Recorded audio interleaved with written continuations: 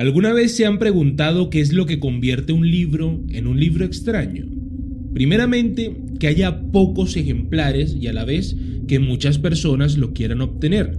Eso hace que el libro esté muy cotizado.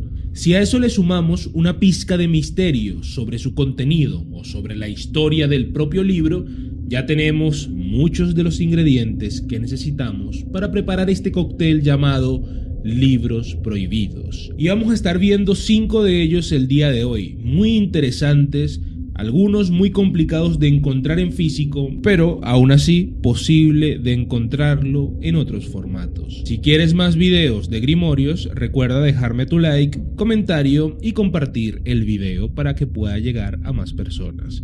Sin más que decir, comencemos.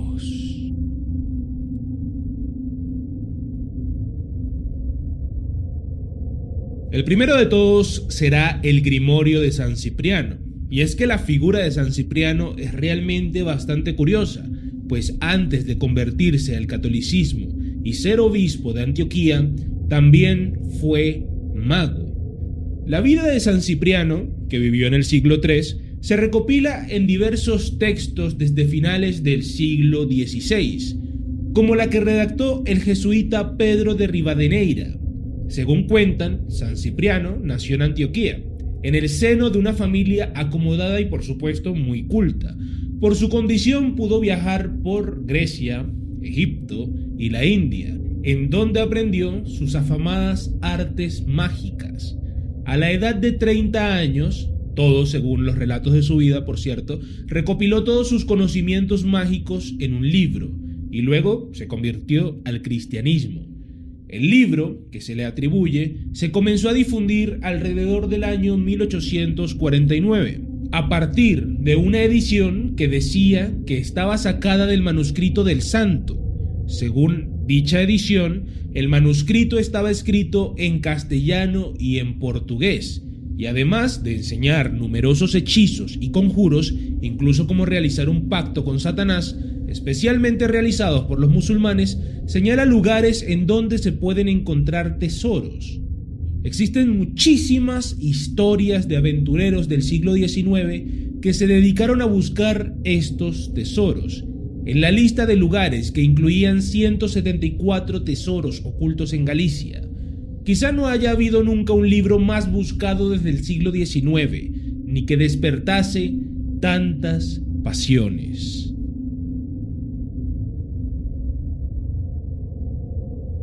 El Malleus Maleficarum es posiblemente el más famoso de todos los libros medievales sobre brujería.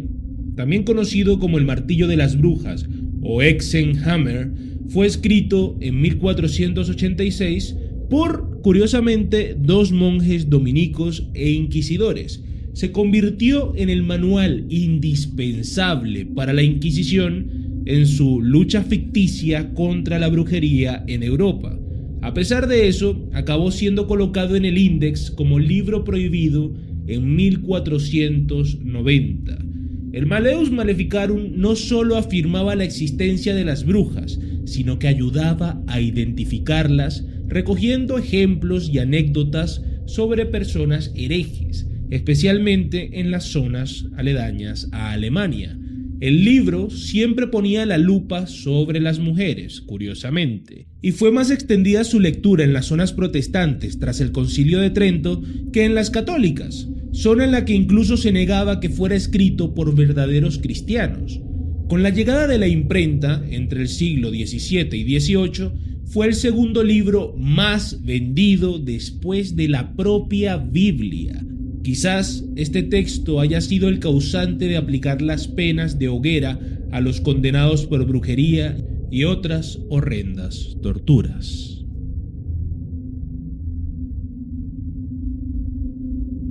Considerado por los amantes del ocultismo como posiblemente una obra maestra, el también llamado Libro de los Conjuros de Honorio reúne una suerte de fórmulas con las que invertir las oraciones cristianas de tal forma que se puedan invocar a los demonios. La autoría del libro se le atribuye al Papa Honorio III, algo que, evidentemente, los autores católicos niegan rotundamente, aunque todos conocemos la historia del papado y la clase de personajes que se han sentado en su silla a lo largo de su existencia, por lo que no suena realmente tan descabellada la idea de pensar que hubiera salido de su propio puño y letra.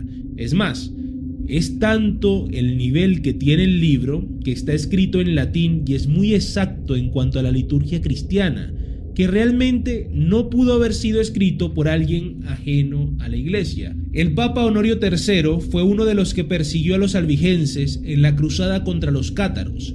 Se sabe que los cátaros eran practicantes de algún tipo de magia blanca, o al menos eso se decía. Evidentemente no sería del gusto de alguien que escribe un libro de esta índole. A pesar de estas evidencias, su contenido está más cerca de grimorios posteriores, como la llave de Salomón o el Grimorium Verum, que de fuentes de la época en la que se fecha, curiosamente. Podemos compartir aquí un pequeño extracto del Grimorio, que dice lo siguiente: Yo os conjuro y ordeno, espíritus todos, tantos cuantos vosotros fuereis, ausentes y presente, para que aceptéis y acojáis favorablemente este Grimorio y cuanto en él se contiene, a fin de que cuantas veces lo lea con la intención de evocaros, os presentéis sin demora bajo hermosa apariencia humana y sin poner reparos ni exigencia alguna. Como la mayoría de estos libros, existen numerosos textos con el mismo título publicados en diferentes épocas. Normalmente se hacían estas publicaciones para satisfacer las peticiones de ricos bibliófilos interesados en conseguir el libro, especialmente durante el siglo XIX.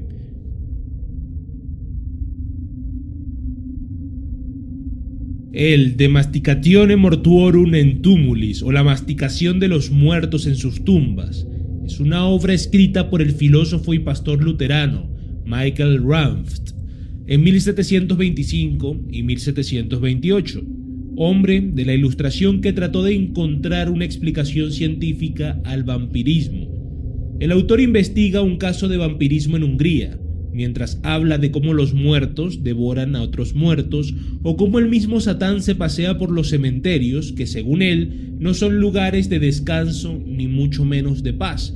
De hecho, tengo un extracto de una parte del libro que dice: es una creencia muy extendida en Alemania que ciertos muertos mascan en sus tumbas y devoran lo que se encuentre alrededor de ellos, que se les oye comer como cerdos, con cierto ruido sordo y como rugiendo y gruñendo.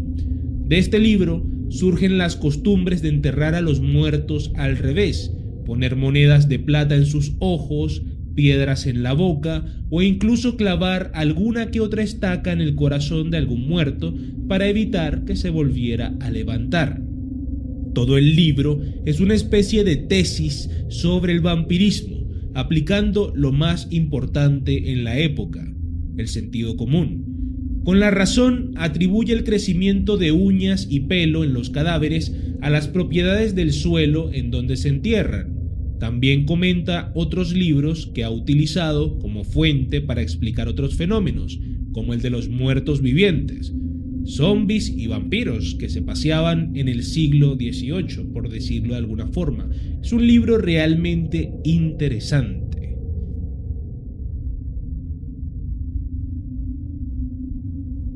Las obras, el libro, del abate Tritemius o de Johann von Heidenberg, también conocido simplemente como Tritemio, son un básico en la biblioteca de todo aficionado al misterio y a la alquimia.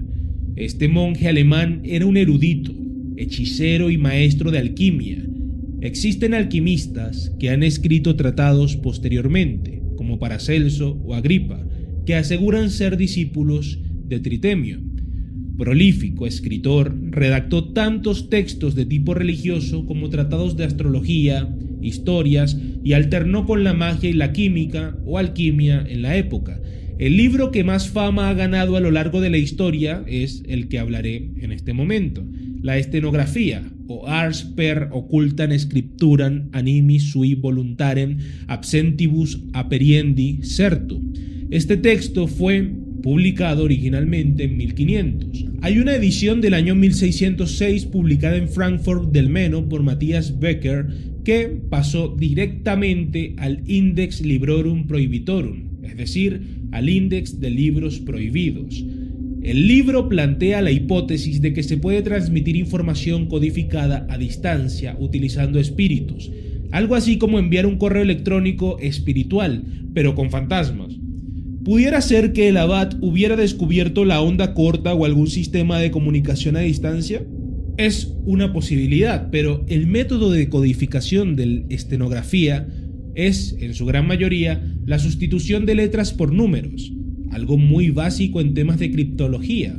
Al descifrar y traducir la obra, se encontró con unos textos que decían esto: no te fíes de este monje, le gusta beber buen vino y es raro. Jacobo Seitz quiere acuchillarte, cuidado. Aunque en el libro también se encuentra un sistema de aprendizaje acelerado del idioma, el mencionado sistema para envío de información sin mensajero, escritos sobre magia y sobre cómo mejorar la memoria, fue acusado por el emperador Maximiliano I de practicar las artes oscuras y se le hizo un interrogatorio en 1505 en el castillo de Beauport. Trithemius respondió con la publicación de su Liber Octo Questionum en 1515.